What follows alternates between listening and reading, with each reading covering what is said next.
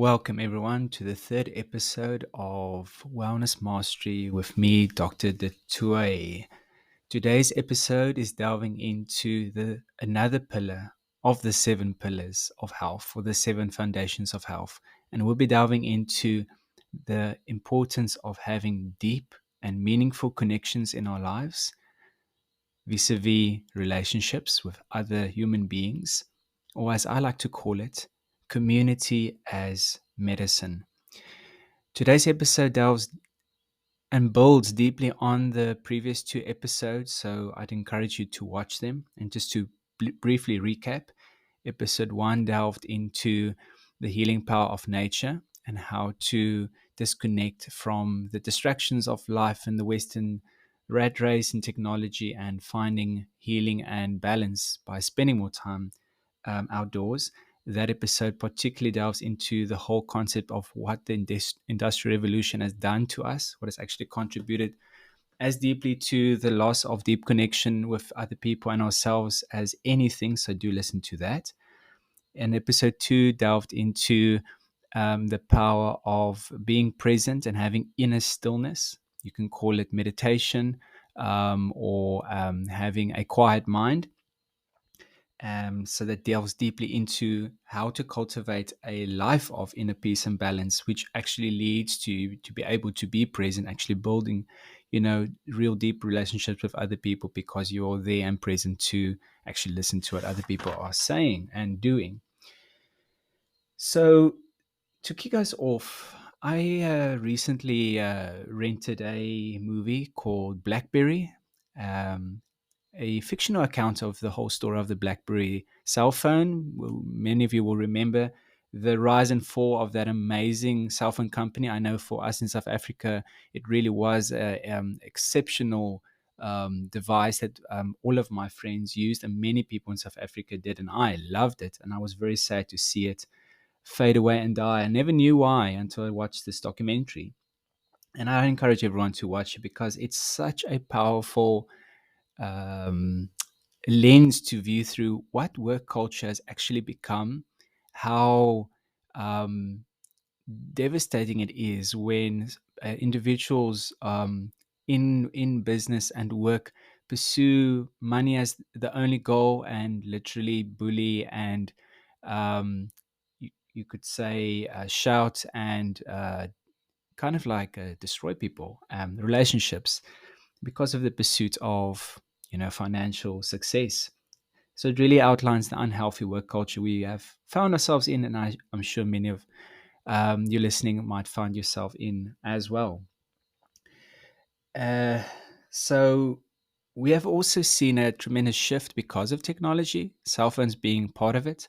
Now, especially, you could say the rise of the remote worker, or the digital nomad, as it's also called. And this whole rise of this type of new worker has accelerated exponentially due to the COVID pandemic and people having been forced to, work remotely in the first place. And I see this as a very positive shift for many different reasons. This also caused the rise of the coffee shop worker, as you're oftentimes seeing people working from different restaurants or coffee shops. There it is. It's great, and it's a good shift away from at least a quite toxic and destructive work culture. But also, it does lead to people still being isolated in many capacities, be it either working from home or even even though working in a coffee shop, maybe not interacting as much with other people. But it's a tremendous step further on, because there is a lot of chats and good conversations happening in that setting, especially if you're intentional about it, which I encourage anyone to do if you're moving or are working in that type of scenario. So I would really encourage every single person to invest your time to read a book called Digital Minimalism by Cal Newport, which powerfully discusses what technology has done to uh, our brains, as well as why we're lacking so much deep and meaningful relationships and social integration with other people because of what technology has done to us. And instead of taking the kind of like one-sided, limited approach of saying, "Oh, wow, okay, let's do away with technology altogether," the approach in Cal Newport's book is much more holistic to say, how can we holistically and healthily include technology so it still serves us and balance our time and lifestyle so that we find purpose and meaning and joy and fulfillment in our lives. Now, here I rely heavily going ahead on a summary written by Nina Semchak. I hope I'm saying her surname correctly, but you can just Google her book review titled Five Practices to Put in Place from Digital Minimalism, which I'll delve into next. But I encourage you to read her full article. And in summary, it's good to think about how technology steals time for us to think deeply, to be ourselves, to learn who we are, how we think. In a lot of this, I also highly recommend that every single person on the planet watches The Matrix, because if you think you're not influenced by the technology, in one way or another, you're asleep. And it's important to watch that movie to see how much of the script of the life that we live has been either envisioned by people that are quite good at seeing what will happen in the future, or the script that was written and is played out behind the scenes somewhere by powerful people. And also how all of this disconnection and connection to technology particularly has led to a lack of personal growth and a fragmented thought patterns, and obviously poor and broken relationships between human beings in this world. And in his book, Cal Newport's book, he discusses a specific philosophy when we think about digital minimalism, which I'll read out to you. And it says in his book, in his own words, this way: it's a philosophy of technology use in which you focus your online time on a small number of carefully selected and optimized activities that strongly support things you value, and then happily miss out on everything else. So, what this means is you can say goodbye to FOMO, or the fear of missing out, by using or following the strategies outlined in his book. So, the question arises, what are your values? Good things to start thinking about and journaling on in this.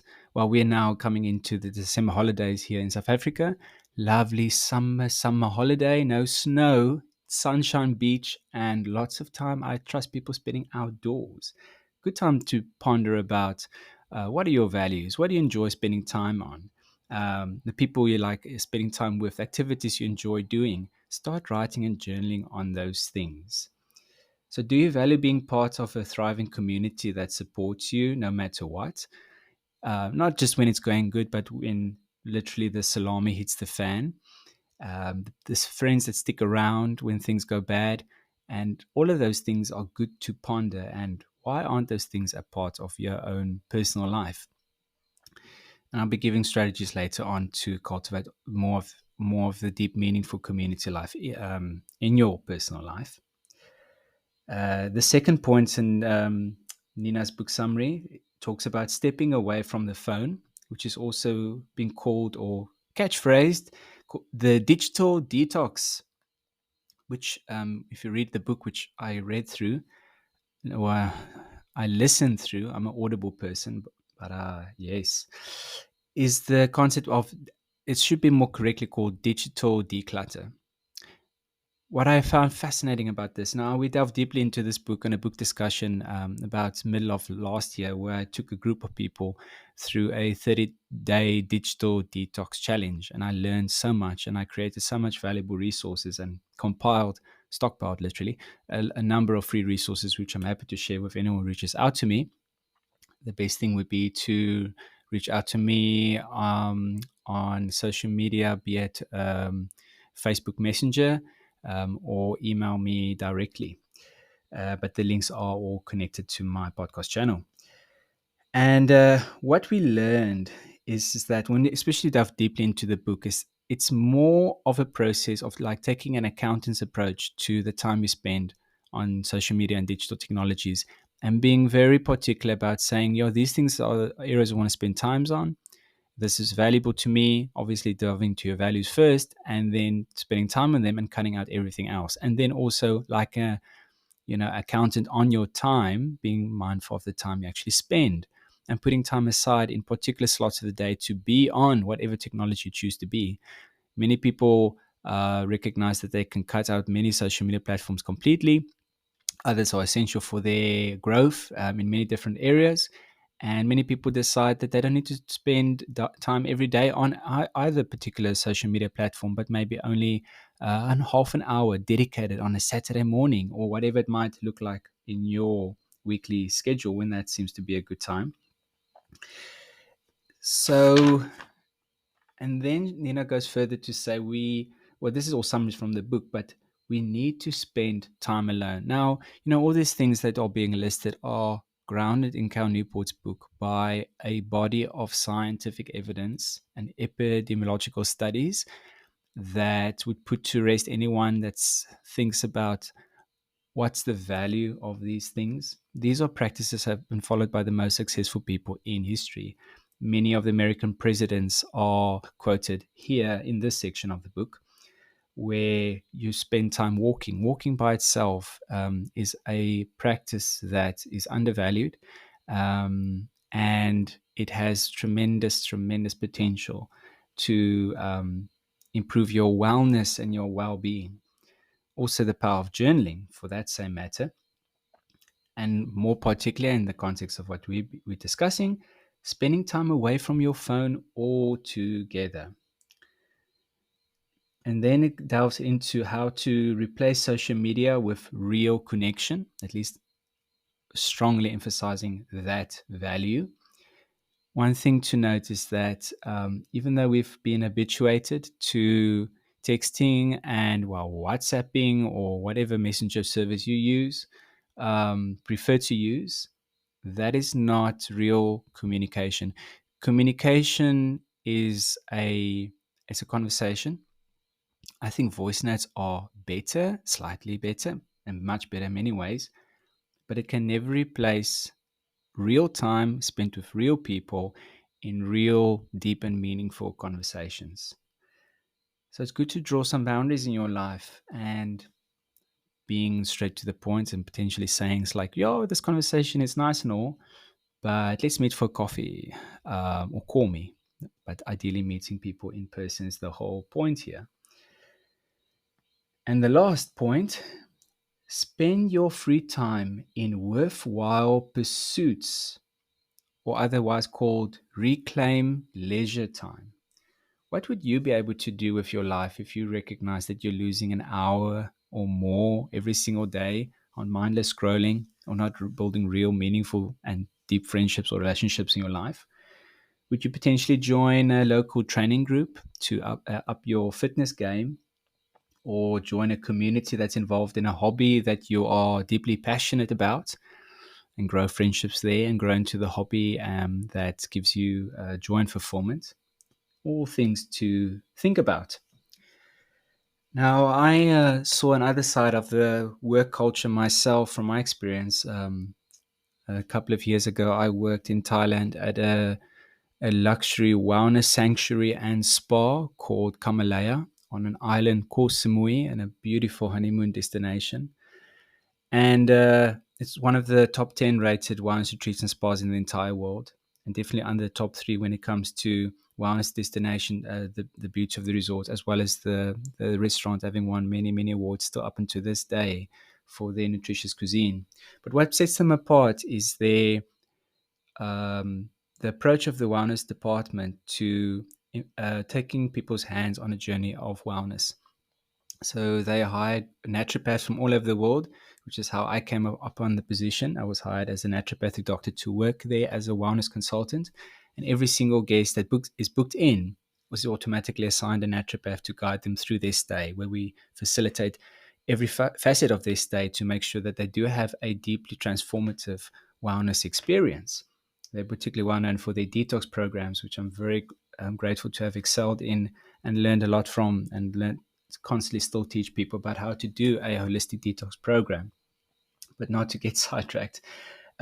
What happened there is I saw a wellness work culture in play where it wasn't just said, but it was acted out every single day that we as a work culture, a wellness family, this is what we called ourselves, the wellness family, had each other's back at every single moment. We had an open door policy. Anyone could knock on the door and ask for advice, come up with a challenging situation, or potentially just come sit down and chat about a tough patient, a tough client we saw, which we saw obviously many of. Not well, let's say it this way: when you work in a wellness industry resort like the standards of this one, you get the CEOs, the celebrities. You see different sides of people when they are lit, and this is the point I'm trying to make.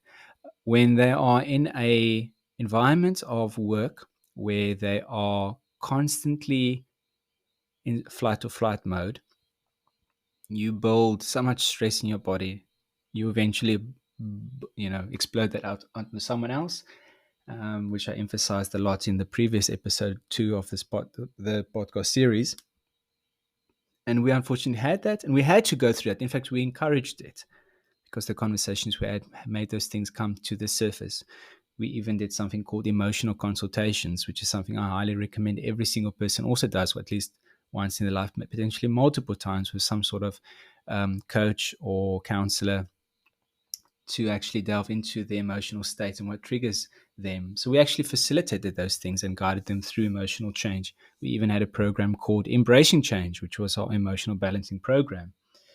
But in essence, what I'm trying to say is that we worked in a work culture where we felt supported. We encouraged each other to keep balanced in terms of work, play, exercise, uh, spending social time, going out, going to the beach, going dancing, whatever it was, going out to amazing restaurants on the island. So it was a different type of work culture that I am grateful to have experienced and I teach about to other companies and businesses.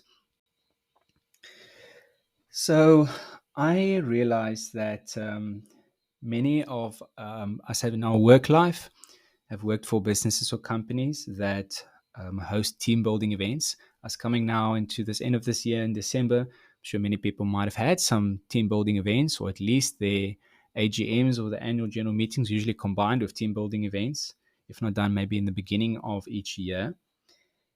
And I was very fortunate while I was completing a course, a year-long training course in Port Alfred, to have worked at a adventure center that rented out many different adventure equipment, and we were asked to do team building events, and I was tasked for orchestrating the games and activities, and actually leading and coaching a group through a team building event. And it was so fulfilling. It was so exciting to see people with their different personalities and types navigating through these complex games that I orchestrated for them. And it does like make me reflect and realize this point that I wanted to emphasize. People are amazingly unique, amazingly complex, and it really takes patience and effort and discipline to really get to know what makes another person tick, or what really makes them react in a certain way in a certain situation, particularly maybe a new situation outside of their box or a stressful situation like the ones we created for them. Um, and the question comes up, why can't we do things like this more frequently? Most of us spend most of our lives at a work or a business or a company, and we would do well to be in the position to get to know other people better and to have more, in essence, fun activities and to build deep relationships between each other, seeing each other also in different situations. And at the end of it, the bigger goal, having fun along the way, making it a playful experience. And if you're asking yourself the question, oh man, I would love to have that, but my boss wouldn't allow it or my company doesn't allow that. Well, that's something to question for sure. But then one answer might be, to quote Gandhi, be the change you want to see in the world. What can you do in your current position or business or company? Could you host a dinner party or a games evening or invite friends out for dancing or other socials? There's always a step you can take. And I trust many of you will be inspired and get ideas from either the resources in this podcast or other resources I can share if you reach out to me privately to transform your work culture by having this discussion with your boss. Because if anything from the wellness work culture revolution that's happening shows that when employees are happier, they work better and they perform better and they get more done in less time. And there's many things to dive into this subject, but that's a separate mastermind that I could present and have presented on different formats in the past. So if you're interested, reach out to me or leave a comment on this podcast so we can delve into that deeper. So getting to the juicy stuff. We want to, in essence, pull all these things together. I've outlined, you might have noticed, work and then play. And now we recognize that all things are one. Why can't those two things actually be the same thing?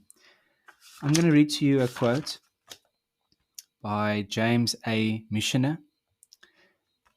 The master in the art of living makes little distinction between his work and his play, his labor and his leisure, his mind and his body, his information and his recreation, his love and his religion.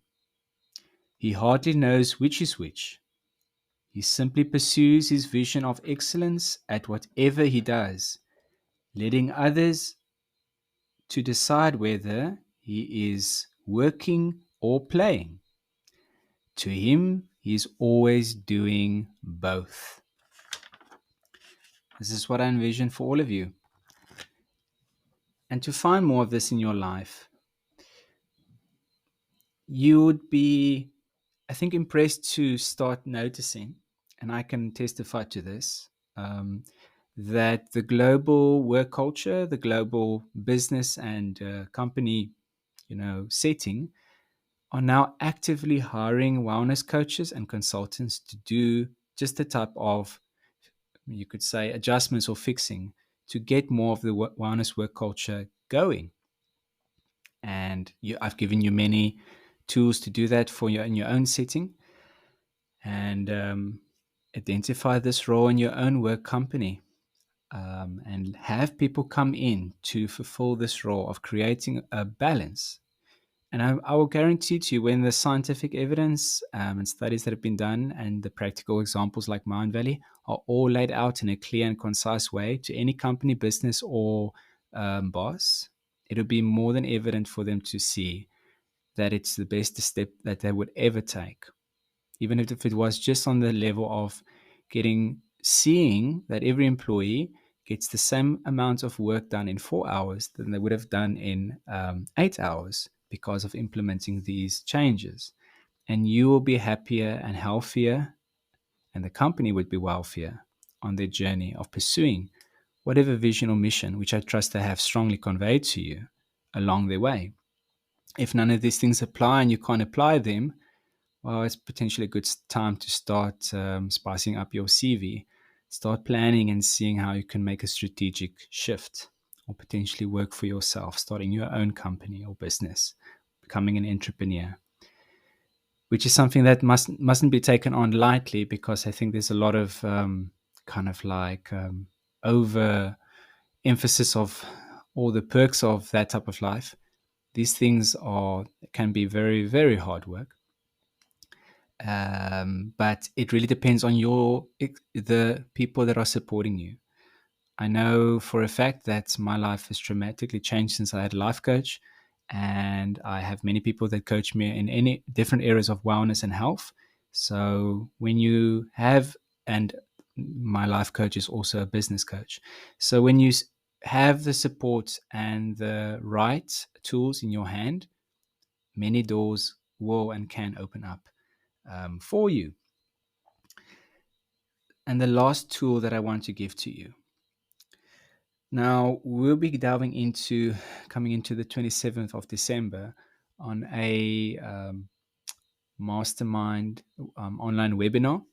I'm actually the the facilitator or co host with my life coach, Claire Boshoff, tackling goal setting for 2024. And what we'll be discussing is actually a Mind Valley tool called the three most important questions, which takes a radical and a phenomenal approach to goal setting and pursuing your life purpose and vision in a short format. It takes you 5 to 10 minutes, close to 10 minutes to be honest, to complete the actual three most important questions. And for every single person that does this, be it if they're recognized immediately or later on in life, is life changing. And I'd love to take you through that tool so that you can start, the new year 2024 fresh with the perspectives and vision and clarity that it will give you to that you're pursuing your goals in a deep and meaningful way, especially to round off our discussion for today, towards deep and meaningful relationships with other people so that they're supporting you and you're clear on your life purpose and vision and mission so that you know what type of people you need in your life to achieve those goals, and then how many of them will come alongside you and become your best friends. And who knows, for those out there that are not married, who knows who you'd meet, who you could partner with, and who knows, meeting your soulmate there on the journey as a fruit of that meaningful and deep pursuit. This is Dr. Toit signing off for today's podcast episode. Thank you for listening. Coming into almost half an hour mark, as I like to round off all of our sessions. I deeply value and appreciate your time and dedication to your well-being journey. And I envision that you will find all the relationships and deep, meaningful social connections out there that your heart desires as you delve into and ponder on and journal about the things we discussed today. Have a blessed day ahead or a fantastic evening if you're listening at night. And may you only experience more and more abundance in every area of your life as we delve deeper. P.S. Sneak peek. I think the next episode will delve into another pillar of health, discussing life purpose and vision. Cheers, everyone.